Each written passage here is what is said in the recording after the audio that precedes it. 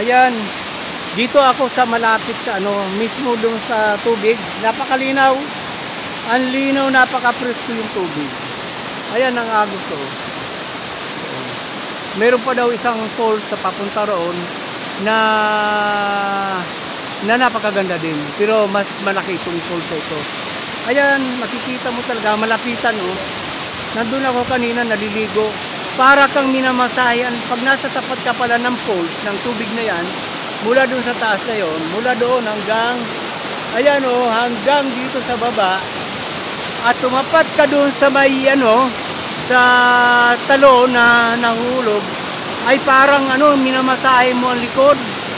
Ngayon nandito ako sa malapitan oh, napakasarap, napaka-presko. Ayan, oh, marirelax ka talaga. Siguro lahat ng problema mo mawawala rito. Masdan mo lang yung falls. Ayan oh, walang, hindi madulas ang bato. Kanina nakaapak ako dito sa bato, hindi madulas siya. Kaya very safe naman dito.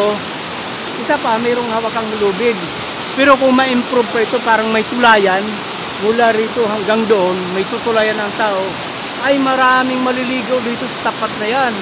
Kasi napakasarap maligo hanggang mula hanggang doon hanggang dito sa falls. Ayan, hanggang dito sa tubig. Nandito ako sa malapit. Ayan oh, doon ako kumapak sa bato na yan oh.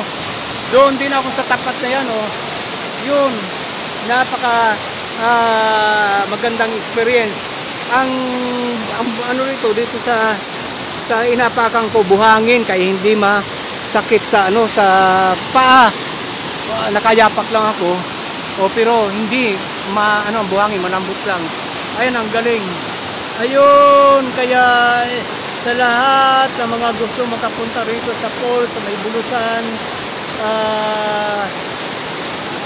malapit kang puntahan talaga. Ito yung sabi nga hidden paradise na hindi pa alam ng mga tao.